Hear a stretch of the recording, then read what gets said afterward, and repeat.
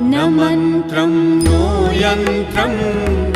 तदपि च न जाने स्तुतिमहो न चाह्वानं ध्यानं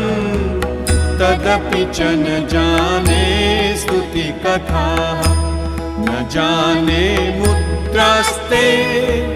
तदपि च न जाने विलपनम् परं जाने मातः त्वदनुसरणं क्लेशहरणं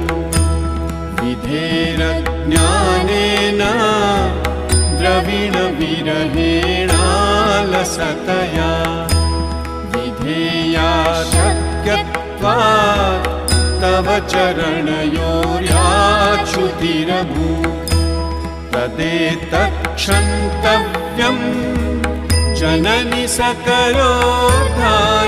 शिवे पुत्रो जायेत क्वचिदपि कुमाता न भवति पृथिव्यां पुत्रास्ते जननि बहवः सन्ति सरला